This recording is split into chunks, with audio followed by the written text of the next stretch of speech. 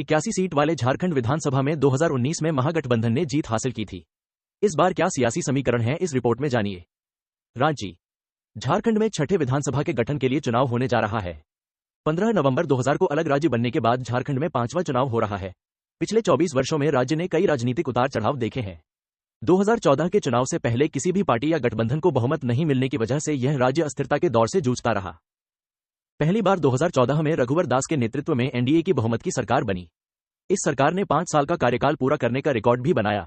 2019 के चुनाव में दूसरी बार हेमंत सोरेन के नेतृत्व में महागठबंधन की सरकार को बहुमत मिला। तब से सत्ता की कमान हेमंत सोरेन के हाथ में।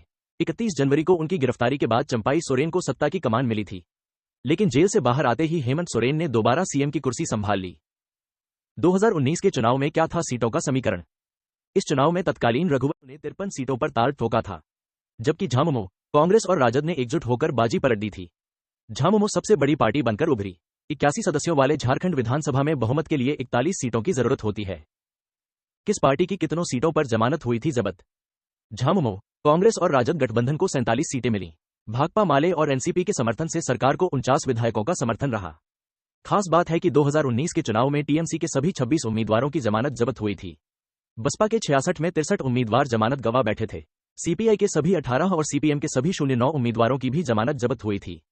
इसके अलावा जेवीएम के 81 में से 76, जदयू के सभी 45, लोजपा के सभी 33 और एआईएमआईएम के सभी 16 उम्मीदवारों ने जमानत गंवा दी थी। गौर करने वाली बात है कि राज्य की प्रमुख पार्टियों ने भी कई सीटों पर जमानत गंवाई थी। इनमें भाजपा के 06, कांग्रेस के 06, झामुमो के 04, आजसू के 37 और राजद का एक प्रत्याशी शामिल था। 2019 के रिजल्ट के बाद बदलता रहा समीकरण। 2019 के चुनावी नतीजों और सरकार बनने के कुछ माह बाद ही जेवीएम में टूट हो गई। बाबूलाल मरांडी ने अपनी पार्टी का भाजपा में विलय करा दिया, जबकि जेवीएम विधायक प्रदीप यादव और बंधु तिर्की कांग्रेस में शामिल हो गए। इस टूट से हेमंत सरकार को और मजबूती मिली। कांग्रेस विधायकों की संख्या 16 से बढ़कर 18 हो गई। बाद के दिनों में मधुपुर के झामुमो विधायक हाजी हुसैन अंसारी के निधन, डुमरी से झामुमो विधायक जगन्नाथ महतो के निधन, बेरमो के कांग्रेस विधायक राजेंद्र सिंह के निधन, मांड में कांग्रेस विधायक बंधु तिर्की की सदस्यता रद्द होने, रामगढ़ में कांग्रेस विधायक ममता देवी को सजा, दुमका सीट से हेमंत सोरेन का इस्तीफा, गांडेय से झामुमो विधायक सरफराज अहमद के इस्तीफे की वजह से उपचुनाव हुए। इसकी वजह से कांग्रेस अपनी रामगढ़ सीट गंवा बैठी। यहां आजसू की जीत हुई। शेष सभी सीटों को संबंधित दलों ने दोबारा जीत लिया। फिर लोकसभा चुनाव के दौरान चाईबासा सीट जीतने पर झामुमो की जोबा मांझी का मनोहरपुर से इस्तीफा, नलिन सोरेन के दुमका से झामुमो सांसद बनने पर शिकारीपाड़ा सीट से इस्तीफा, जामा से झामुमो विधायक सीता सोरेन के पार्टी छोड़ने, मांडू से भाजपा विधायक जेपी पटेल के कांग्रेस में जाने, बाघमारा के भाजपा विधायक धुल्लू महतो के धनबाद से भाजपा सांसद बनने और हजारीबाग के भाजपा विधायक मनीष जायसवाल के हजारीबाग से भाजपा सांसद बनने पर भी सीटों का समीकरण बदल गया।